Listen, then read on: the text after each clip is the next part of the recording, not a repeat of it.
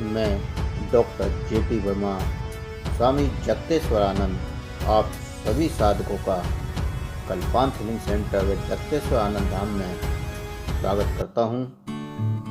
मेरे द्वारा कराई जाने वाली अनेक साधनाओं को सीखने के लिए व आध्यात्मिक रहस्यों को और ध्यान की गहराइयों को जानने के लिए मेरे चैनल को सब्सक्राइब करें, वे बेल बटन को दबाएं, जिससे सबसे पहले आपको साधनाओं को जानने का व करने का मौका मिले। और वीडियो पसंद आने पर लाइक करें, कमेंट करें, साथ ही शेयर भी करें, जिससे और साधकों को भी सीखने का व करने का मौका मिल सके। कल्पांत मानसोपचार साधना में आप सभी का स्वागत है। कल हमने शरीर के तंत्रों के बारे में जाना। विषय को आगे बढ़ाते हैं। चरित्र तथा नैतिकता का निर्माण। इस संसार में वही व्यक्ति स्वस्थ और निरोगी रहता है जो अपना जीवन चरित्रमय जीता है। नैतिकता तथा चरित्र मनुष्य के शरीर के अंदर एक प्रकार की ऐसी शक्ति का स्रोत है जो उसको परेशानियों में साहसी तथा निर्भीक बनाता है। तो नैतिकता और चरित्र के निर्माण के लिए कुछ विचार तथा भावनाएं। नैतिकता तथा चरित्र का निर्माण मनुष्य में बचपन के साथ साथ होता है और इसी के द्वारा वह जीवन के कई प्रकार के मूल्यों को जान पाता है।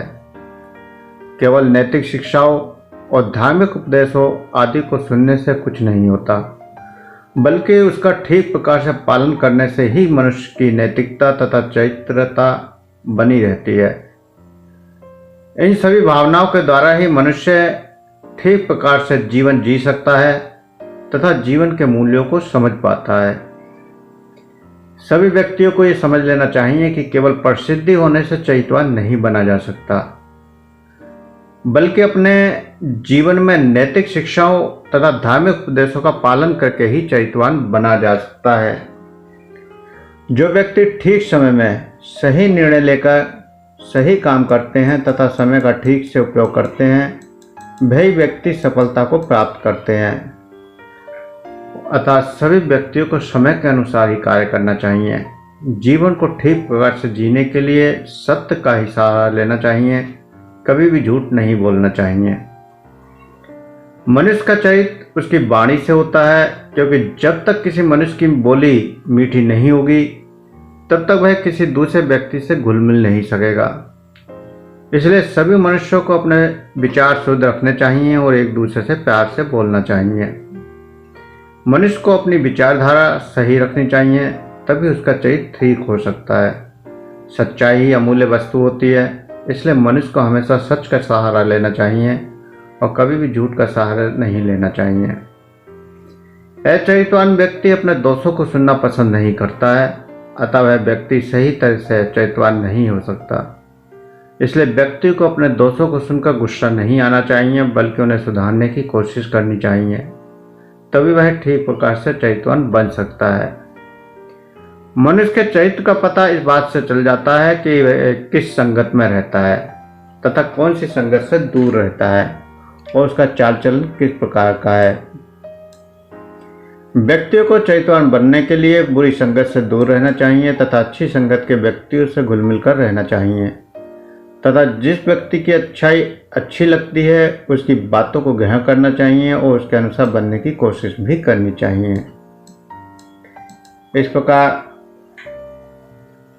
अच्छी बातों को, सकारात्मक बातों को अपने अंदर ग्रहण करना चरित्रवान बनाता है। लक्ष्य तथा इच्छा शक्ति।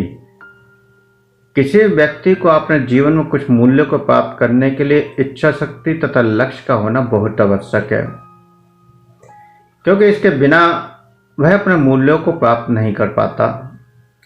जिस व्यक्ति के जीवन में कोई लक्ष्य तथा इच्छा शक्ति नहीं होती, वह बिना इंजन की गाड़ी के समान होता है, क्योंकि बिना इंजन के कोई भी गाड़ी चल नहीं पाती। ठीक उसी प्रकार से उस मनुष्य के जीवन में भी कुछ प्राप्त नहीं हो सकता। जिस व्यक्ति की इच्छा शक्ति कमजोर होती है वह किसी प्रकार का निर्णय ठीक प्रकार से नहीं कर पाता है, और बिना इच्छा शक्ति तथा लक्ष्य वाला व्यक्ति किसी भी कार्य को ठीक प्रकार से नहीं कर पाता है तथा किसी भी कार्य को करने से पहले वह उस कार्य को करने के लिए ठीक प्रकार से सोचता भी नहीं है। वह किसी भी कार्य को करने के बाद यह सोचता है कि उसे इस प्रकार से ये कार्य नहीं करना चाहिए था। जब वह व्यक्ति कार्य कर रहा होता है तब सोचता है कि ऐसा ही करना चाहिए या ऐसा नहीं करना चाहिए, और ठीक प्रकार से कार्य को अंजाम नहीं दे पाता।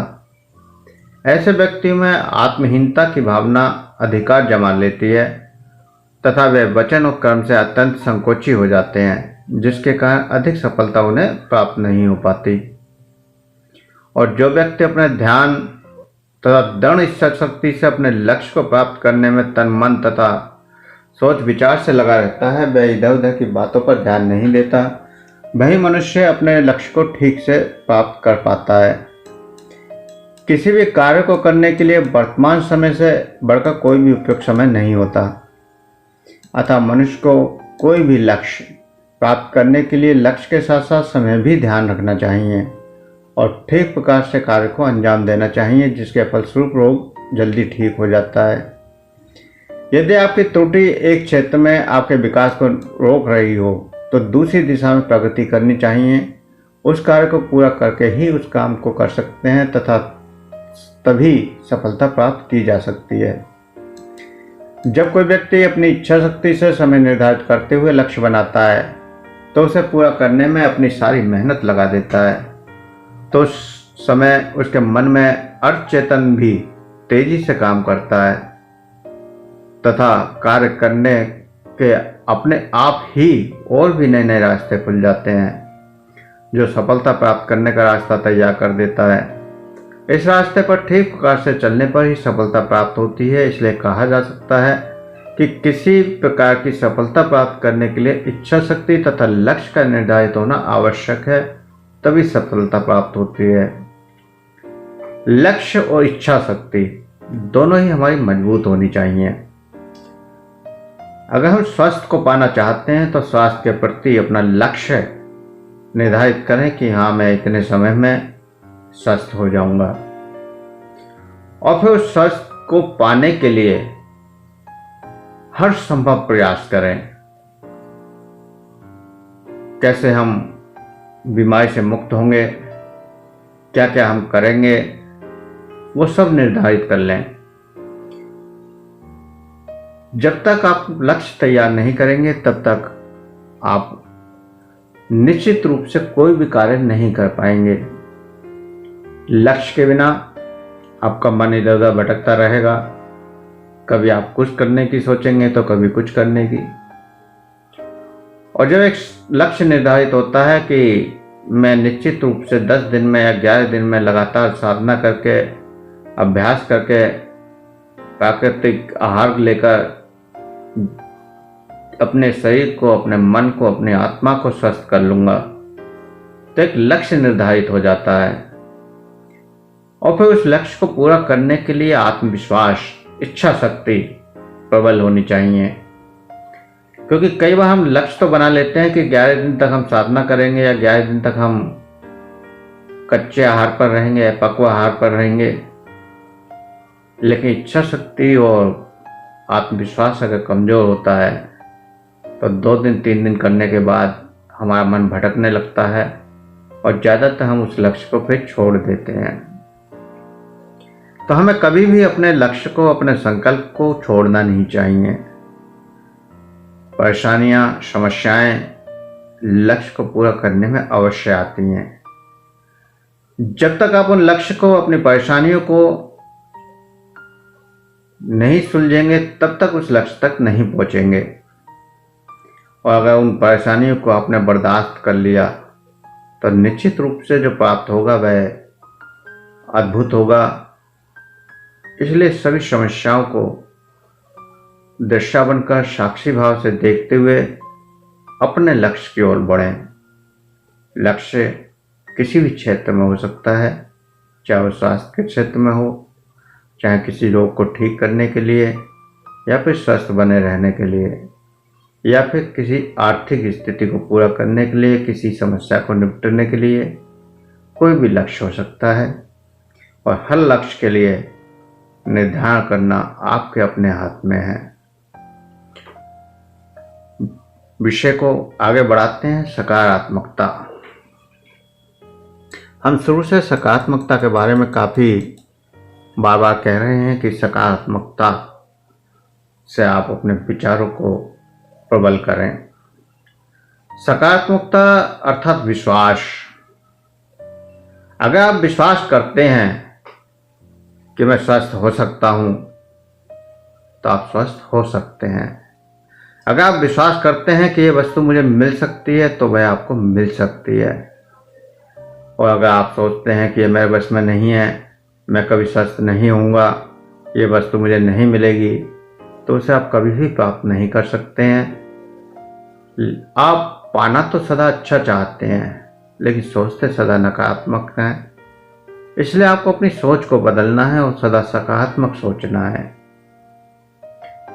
हम जो वाक्य प्रयोग करते हैं, जैसे तुम कुछ नहीं कर सकते, तुम कभी कुछ नहीं बन पाओगे, तुम असफल हो जाओगे, तुम बिल्कुल गलत हो, इससे कोई फायदा नहीं। क्या फायदा, किसी को कोई फर्क नहीं पड़ता। अब तुम बूढ़े हो गए हो, तुम्हारी सेहत बिगड़ रही है, तुम प्रेम के लायक नहीं हो, अब मेरी उम्र ज़्यादा हो गई है, मुझे बीमारी हो सकती है, कोई विश्वास के लायक नहीं है, मैं जिम्मेदारियों को पूर्ण नहीं कर पाऊंगा, मैं ठीक नहीं हो सकता, मुझे कोई ठीक नहीं कर सकता, मेरा जीवन दुखों से भरा हुआ है, मुझे मरकर ही शांति मिलेगी, मुझे कोई प्रेम नहीं करता, मुझे कोई नहीं चाहता, मैं ये नहीं कर सकता हूँ, ये काम मेरे बस का नहीं है, ये सब कल्पना मात्र है, ऐसा कुछ नहीं होता, कोई खुश नहीं है, सब दिखावा करते हैं। ऐसे और न जाने कितने नकारात्मक वाक्य आप अपने लिए और दूसरों के लिए रोजाना प्रकट करते हैं, और उनका फल आपको हर पल मिलता रहता है, लेकिन हम इसको नहीं समझ पाते और सदा दुखी होते रहते हैं। अतः आपको ऐसे नकारात्मक विचारों को जड़ से उखाड़ फेंकना है, तभी आप अपने जीवन में सुख, शांति, आनंद, निरोगता, प्रेम आदि सब कुछ पा सकते हैं। तो ध्यान रहे, सकारात्मकता ही हमें पूर्ण बनाती है और पूर्णता की ओर ले जाती है। अगर आपके अंदर प्यास है और निराशा भी है, तो भी आप मंजिल पर नहीं पहुंच पाते, क्योंकि हमारा आशावान होना जरूरी है, सकारात्मकता जरूरी है, विश्वास करना होगा। आज तक बहुत सी विधियां अपनाकर आप निराश हो चुके होंगे, या फिर भी कुछ तो ऐसा होगा जिससे आप अपनी मंजिल पर पहुंच जाएं। और अगर नहीं होता तो आपके अंदर उसे पाने की कल्पना ही नहीं होती। तो जरूरी है कि आप उसे पूरी तरह से सकारात्मक और आशावान बनकर इस विधियों में उतरें, जो मैंने आपको दी हैं और आगे दूंगा। और जो भी अनुभव की पहली किरण आपको दिखाई दे, उसे स्वीकार कर सूरज बना लें। आप मृत हुए बीजों को ना देखें, उन्हें देखें जो अभी अभी अंकुरित हो रहे हैं। हम अगर किसी कार्य से जुड़ रहे हैं तो कुछ पाने के लिए जुड़ते हैं। हमारे प्रोग्राम स्वास्थ्य से संबंधित हैं, शारीरिक स्वास्थ्य, आत्मिक स्वास्थ्य, मन रोगिक स्वास्थ्य, और इस स्वास्थ्य को पाने के लिए हम यहाँ जुड़ रहे हैं और जुड़कर साधनाओं को भी कर रहे हैं। अगर हम इनके प्रति सकारात्मक हुए और हमारे अंदर विश्वास प्रबल हुआ, तो ऐसी कोई भी बीमारी नहीं बचेगी जो आप इन साधनाओं के द्वारा ठीक ना कर सकें। शरीर की कितनी भी भयंकर क्यों ना बीमारी हो, आप उसे सहज में ठीक कर सकते हैं। केवल विश्वास होना जरूरी है। यहाँ कोई जादू होने वाला नहीं है कि एक टेबलेट खाई और दर्द तुरंत गायब हो गया। यहाँ तो शरीर को शरीर से ही ठीक कराना है। शरीर के सेल्सों को शरीर के सेल्स के स्तर पर ऊर्जावान बनाकर, शरीर के प्रत्येक अंग को ऊर्जावान बनाकर, शरीर के प्रत्येक तंत्र को ऊर्जावान बनाकर और वहाँ की नकारात्मक ऊर्जाओं को खत्म करके उन अंगों को, उन तंत्रों को स्वस्थ बनाकर हम पूर्ण रूप से स्वस्थ हो सकते हैं। यहाँ तक कि जेनेटिक समस्याएं या फिर एलोपैथिक चिकित्साओं में जब डॉक्टर मना कर देते हैं कि अब आपको कुछ नहीं हो सकता, आपको जीवन भर इस बीमारी के साथ ही रहना होगा, उस समय भी हम अपने विश्वास के साथ, अपनी सकारात्मकता के साथ आशावान बनकर अगर इन विधियों में उतरते हैं तो सफलता अवश्य हाथ लगती है। बड़े बड़े चमत्कार होते हैं इस विधियों से और बड़े बड़े रोग ठीक हो जाते हैं। प्रत्येक मनुष्य में वो शक्ति है कि वह कृष्ण, बुद्ध, महावीर बन सकता है। संभावनाएं सबकी बराबर होती हैं, परंतु वास्तविकताएं सबके अलग अलग हैं और बहुत से लोग तो संभावनाओं को वास्तविकता में बदलने का प्रयास ही नहीं करते। तो विश्वास रखें कि यदि कभी किसी को शांति, आनंद, स्वास्थ्य मिला है तो वह मुझे अवश्य मिलेगा। अगर किसी को भी कुछ जो हम चाहते हैं तो वह मिला जरूर है, क्योंकि अगर मिला ना होता तो हमारे मन में उसके पाने के लिए विचार ही नहीं होता। और जब मिला है तो विश्वास रखें कि वो निश्चित रूप से आपको भी मिल जाएगा। समय लग सकता है, समय के बहुत से कारण हो सकते हैं, या तो समस्या बहुत बड़ी हो चुकी है या आपके संस्कार मान्यताओं से स्वीकार नहीं कर रहे हैं, तो ऐसे बहुत सारे कारण हो सकते हैं, लेकिन सफलता अवश्य साथ देगी, सफल जरूर हो जाएंगे। क्योंकि स्वयं की गहराई समुद्र से भी ज़्यादा है और ऊंचाई एवरेस्ट से भी ज़्यादा है। इसलिए स्वयं की यात्रा पर पूर्ण आशाओं से भरकर चढ़ना शुरू करें।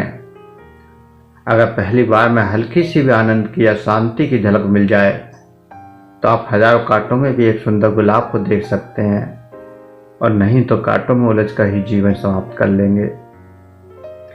कीचड़ में ही कमल खिलता है, और अगर आप कीचड़ को देखेंगे तो कभी कमल न बन पाएंगे। अगर कमल को देख लिया तो आपको कोई भी कमल बनने से नहीं रोक सकता। तो सकारात्मक नजरिया, पॉजिटिव एटीट्यूड, जिस मनुष्य में नकारात्मक नजरिए की धारणा बन जाती है जैसे कि वह बीमार है, तो वह निश्चय ही बीमार हो जाएगा, जबकि उसके शरीर में कोई रोग भी नहीं होता और न ही उसके शरीर में किसी रोग का चिन्ह होता है। संसार में कुछ भी अच्छा या बुरा नहीं होता, बल्कि हमारा नजरिया ही उसे अच्छा या बुरा बनाता है। हमारे नजरिए के अनुसार ही हर वस्तु में गुण या अवगुण, बुराई या अच्छाई मिलेगी। उसके गुण या अच्छाइयों को देखना सकारात्मक दृष्टिकोण है, उसके अवगुण या बुराई को देखना नकारात्मक दृष्टिकोण है। इसलिए हमेशा सकारात्मक दृष्टिकोण रखना चाहिए। जब सभी व्यक्ति एक दूसरे के दोषों को देखते रहेंगे, तब तक देश, समाज, परिवार में एकता और प्रेम नहीं रह सकता। इसलिए सभी व्यक्तियों को एक दूसरे के दोषों को नहीं छांटना चाहिए, बल्कि उन्हें दूर करने का प्रयास करना चाहिए। जो व्यक्ति स्वच्छ मन वाला होता है, वह व्यक्ति केवल दूसरों की विशेषताएं देखता है, उसके दोषों को नहीं। दूषित मन वाला व्यक्ति केवल दूसरों की बुराइयां देखता है। जो व्यक्ति आशावादी होता है, वह पीछे की बातों को ध्यान में रख के आगे की ओर बढ़ता है, और जो निराशावादी व्यक्ति हैं, वो आगे की बातों को सोचकर पीछे की ओर लौटते हैं और कार्य को पूरा नहीं कर पाते, तथा कार्य को करने में ठीक प्रकार से सोच विचार भी नहीं कर पाते। तो नकारात्मक विचारों के कारण शरीर की 95% क्षमता व्यर्थ चली जाती है। इसलिए नकारात्मक विचार हमारे सबसे बड़े दुश्मन है। जिस मनुष्य में जैसा विचार होता है वह वैसा ही बोलता है, जैसा वह बोलता है वैसा ही कार्य भी करता है। जिस मनुष्य का कार्य जैसा होगा उसकी आदत भी वैसी ही होगी, और जैसी उसकी आदत होगी वैसे ही उसका चरित्र होगा, और जैसा चरित्र होगा वैसा ही उसका भाग्य होता है। इसलिए सभी मनुष्य को दूसरों के प्रति सकारात्मक नजरिया रखना चाहिए। सकारात्मक नजरिया से बहुत से लाभ होते हैं। सकारात्मक नजरिए के कारण मानसिक तनाव कम हो जाता है। सकारात्मक नजरिए से भाईचारे की भावना कायम होती है। संपूर्ण व्यक्तित्व के विकास भी सकारात्मक नजरिए से होता है, और सभी जगह आनंद की अनुभूति होती है। सकारात्मक नजरिया अपनाने से सभी कार्य सफल होते हैं, क्योंकि सकारात्मक विचारों से सभी प्रकार की परेशानियां दूर हो जाती हैं। सकारात्मक नजरिया बुरे व्यक्तियों को भी अच्छा बना देता है। इस संसार में प्रत्येक व्यक्ति में कुछ न कुछ ऐसे गुण अवश्य होते हैं जो दूसरे में नहीं होते। सकारात्मक दृष्टिकोण से प्रत्येक व्यक्ति में उस गुण की पहचानने की शक्ति आ जाती है। सकारात्मक नजरिए के फलस्वरूप कार्य करने की क्षमता बढ़ जाती है। इससे आत्मविश्वास तथा सहनशीलता भी बढ़ती है।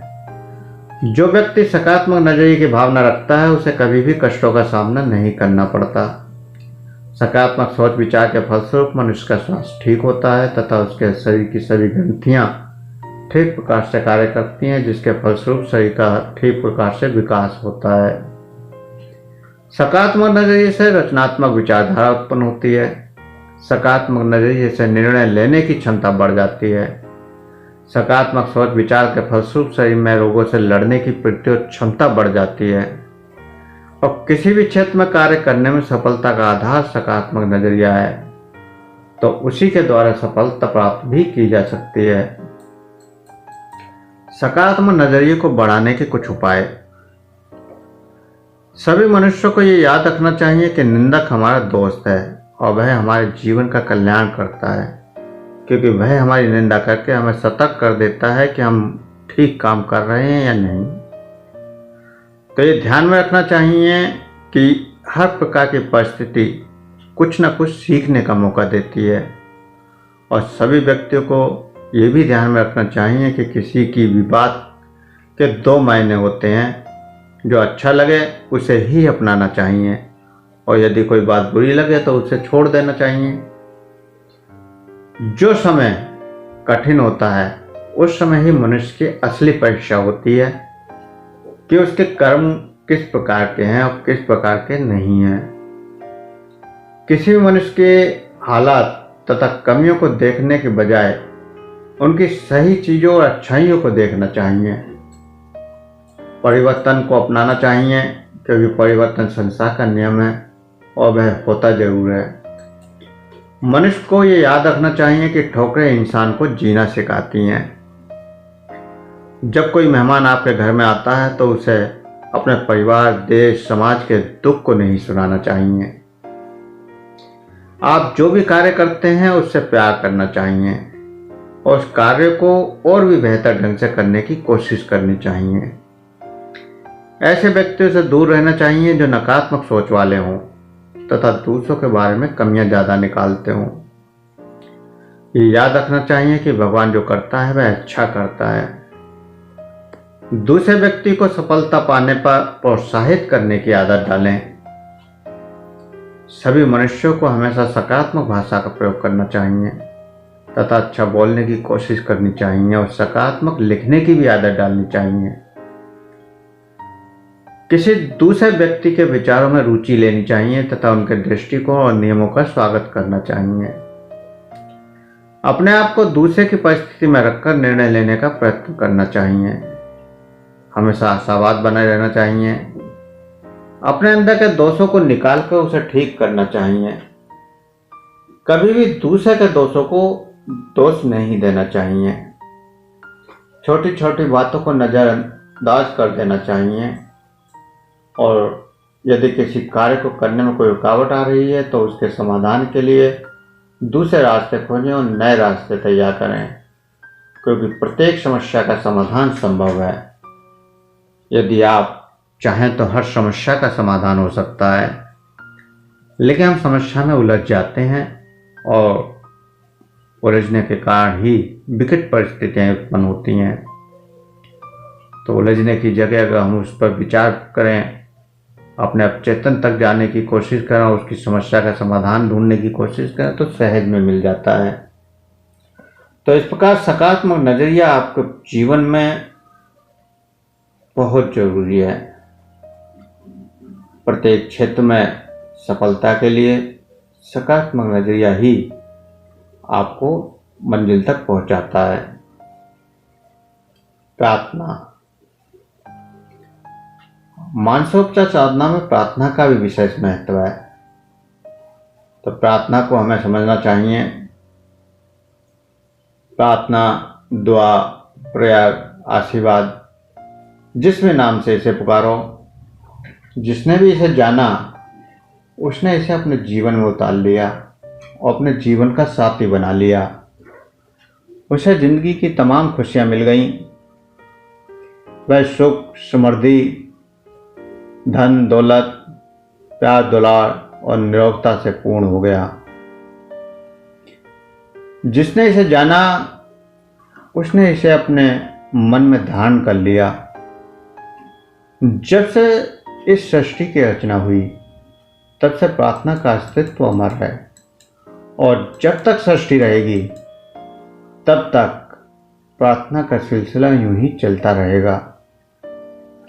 जब जब प्रकृति का प्रकोप हुआ तब तब मनुष्य ने प्रार्थना के लिए हाथ उठाए और जब उनका कष्ट कम हुआ तो मनुष्य की आस्था बढ़ी कि जरूर कोई शक्ति है जो सब कुछ नियंत्रित करती है।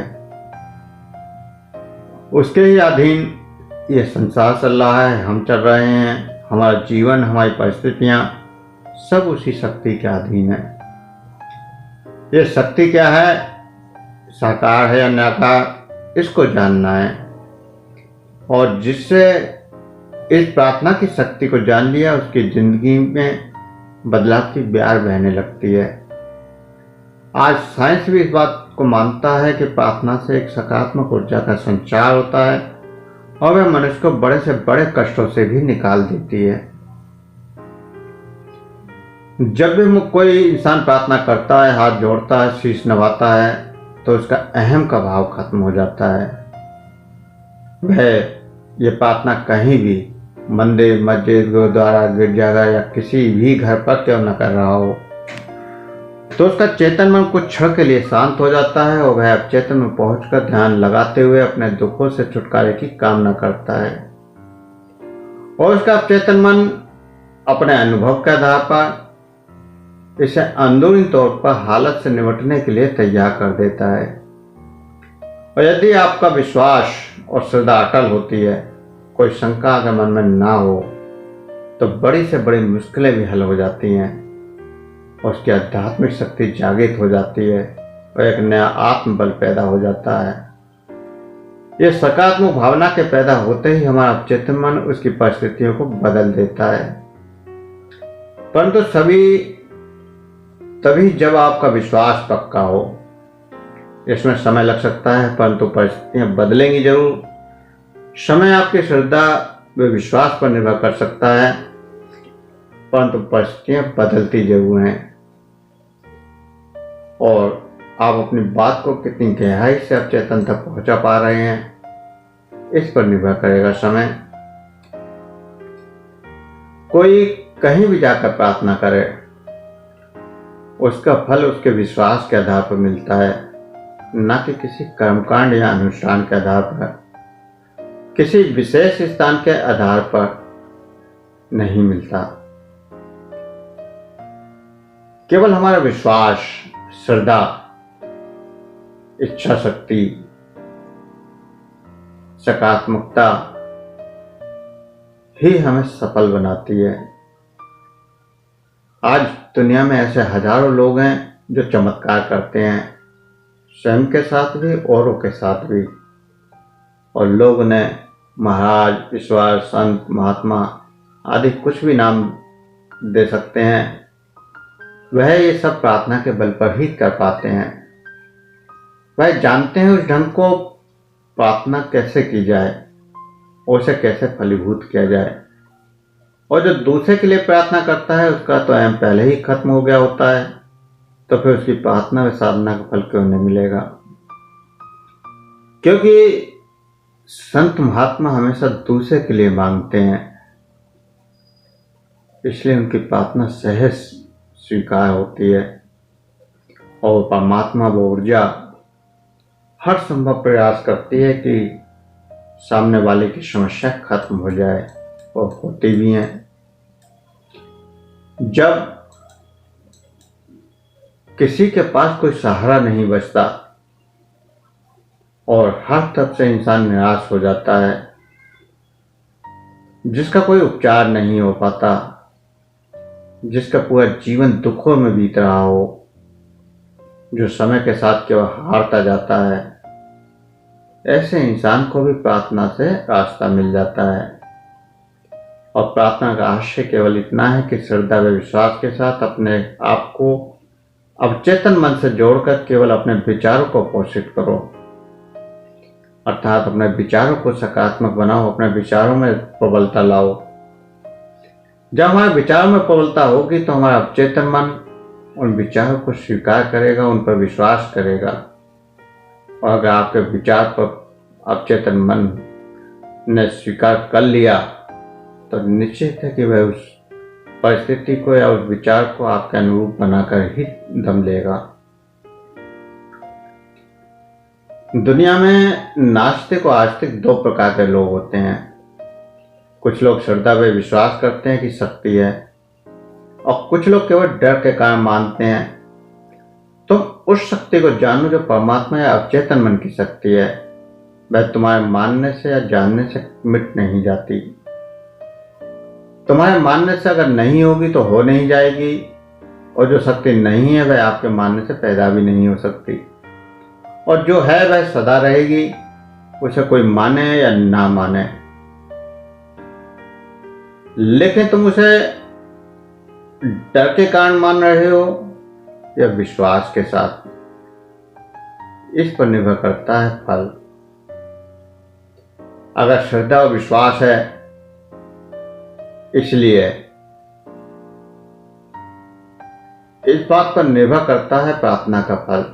अगर तुमने डर से माना कि कोई है तो कभी सफल नहीं हो सकते, और अगर सत्य श्रद्धा और विश्वास से जाना और उस प्रार्थना की तो निश्चित है कि वह तुम पालोगे जो पाने के लिए प्रार्थना कर रहे हो।